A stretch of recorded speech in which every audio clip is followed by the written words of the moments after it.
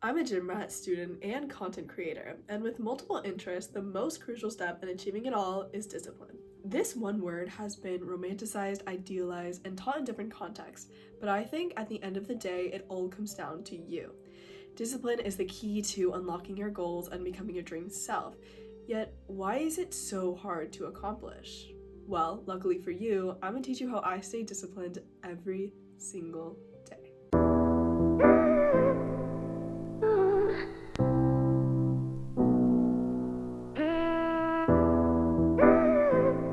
It is crucial to accept and embrace the hardships and monotony of discipline.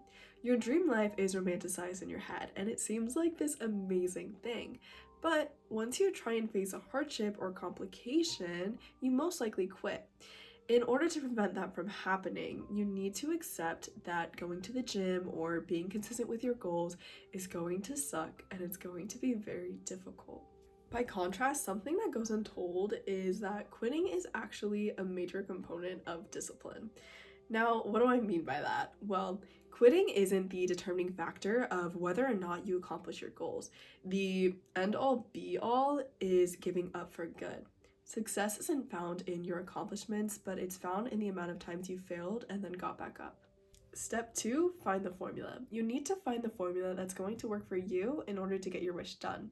That can be following a specific workout plan every week, or doing a certain routine before you hit the gym, or even wearing a cute workout set. But you have to find the formula that's going to make you consistent every day. Step 3, track your progress. Tracking your progress can look different for many people, whether it's tracking your weight, calories, the amount of workouts you've completed, etc.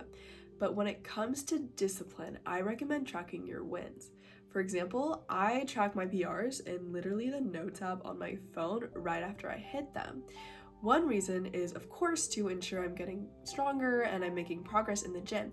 However, another reason is to build what is called a portfolio of proof. This means you have a portfolio of all your wins to keep you going. When I'm feeling down on myself, like I'm not improving or I'm not hitting my usual weights in the gym, I'll look at my PR note, or in my case, my portfolio of proof, and remind myself of how far I've come. This essentially builds a new sense of confidence in yourself and allows a quick switch to your negative mindset. Step 4, set a mini goal within your large goal. So, what does that mean? Well, if your big goal is going to the gym, you need to set a small goal to walk for 30 minutes on the treadmill or to lift 25-pound dumbbells for a specific exercise. You need to set small intentions so that your feelings of satisfaction and confidence within yourself rises. This also makes the large goal less daunting because you're only focusing on something small. Step 5, don't mind the calluses on my hands, but you need a schedule. I feel like this is obvious, but if it's not, I'm here to remind you. If you really want to make something happen, you cannot rely on your own feelings and intuition to make that decision for you. Because fun fact, your brain is wired to choose the safer and less painful option, which of course it's going to make you feel great in the short run, but in the long run, it's not going to get you anywhere. So, set a schedule on the specific days that you want to do this task. Also, I do recommend scheduling in more time than you think you'll need because problems do occur and it's better to plan for them than to be surprised and freak out. Step 6, embrace the messiness. When you set a goal, it's going to be daunting at first. Then you're gonna do it, and you're either gonna hit this point where you get tired or you want to do it, but you don't know how to fit in this task, and then you overwhelm yourself and then you spiral. So before this happens, I'm here to remind you that when you become disciplined and you can stick to doing this thing that's going to get you closer to your dream self, you have to get a little bit scrappy. I mean, using your lunch breaks to go to the gym scrappy. Like, you gotta make some sacrifices sometimes, and that's just how it has to be.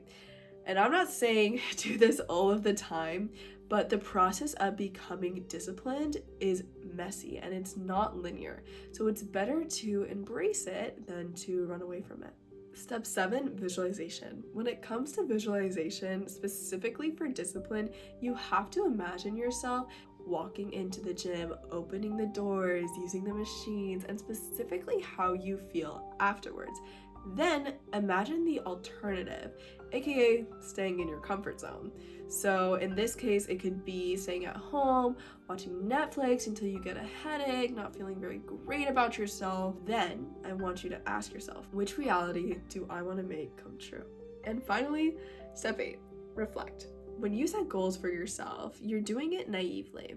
You have no idea what it takes to accomplish these goals, and that's your superpower because the possibilities are endless, but it can also hold you back from starting. Now, when you do start, it's more likely than not that accomplishing this goal is not what you thought it would be, and that's okay.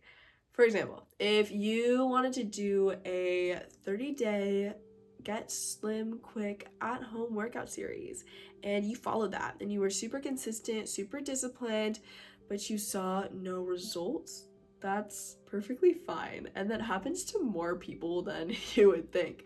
What you need to do from there is ask yourself, why didn't this work for me?